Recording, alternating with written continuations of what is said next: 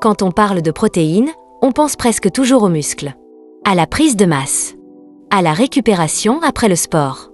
Mais réduire la nutrition protéique à la construction musculaire est une erreur majeure. Les protéines sont au cœur de la capacité d'adaptation du corps. Sans elles, le corps ne s'adapte pas vraiment. Il compense. Et à long terme, il s'épuise. Le corps humain est un système adaptatif. Chaque jour, il fait face au stress, aux efforts physiques, aux contraintes mentales, aux agressions environnementales et aux microlésions. S'adapter signifie réparer, ajuster, renforcer et restructurer. Et toutes ces fonctions reposent sur une matière première essentielle, les acides aminés. Contrairement aux glucides et aux lipides, les protéines ne servent pas principalement à produire de l'énergie.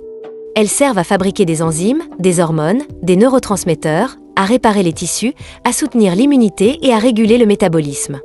Les protéines sont les outils du changement biologique. Lorsque l'apport protéique est insuffisant ou mal utilisé, le corps entre en mode compensation. Il recycle ses propres tissus. Il ralentit certaines fonctions. Il privilégie la survie immédiate. À court terme, cela permet de tenir. À long terme, cela entraîne fatigue persistante, récupération lente, fonte musculaire progressive, fragilité immunitaire et perte de résilience. L'adaptation construit. La compensation épuise. Les protéines alimentaires sont digérées en acides aminés. Ce sont eux que le corps utilise réellement. Certains acides aminés jouent un rôle central dans l'adaptation. Les acides aminés essentiels pour la synthèse des protéines. La glycine pour la régulation nerveuse et la réparation.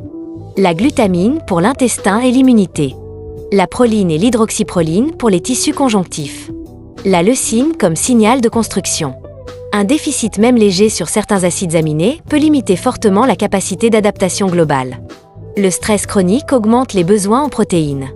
Parce qu'il accélère le renouvellement cellulaire, augmente l'inflammation, sollicite l'immunité et mobilise de nombreuses enzymes. Dans ce contexte, un apport protéique considéré comme normal peut devenir insuffisant. Le corps n'envoie pas toujours un signal de faim.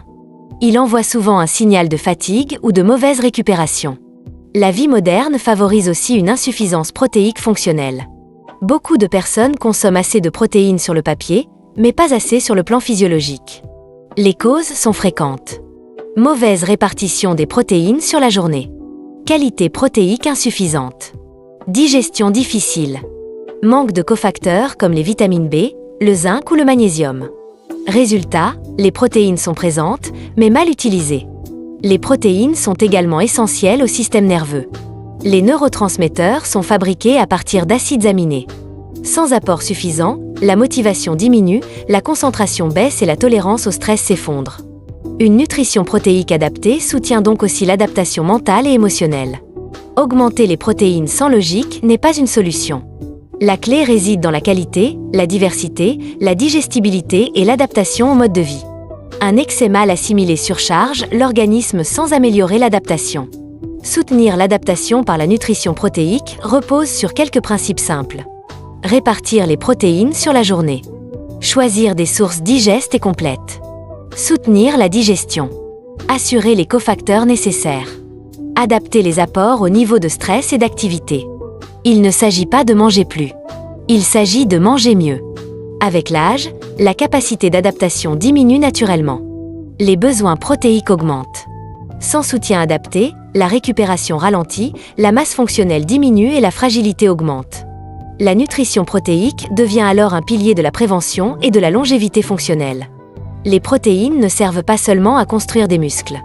Elles permettent au corps de s'adapter à la vie. Lorsqu'elles sont suffisantes, bien réparties et correctement utilisées, la récupération s'améliore, la résilience augmente, l'énergie devient plus stable et le vieillissement est mieux vécu. La nutrition protéique n'est pas une stratégie de performance. C'est une stratégie d'adaptation.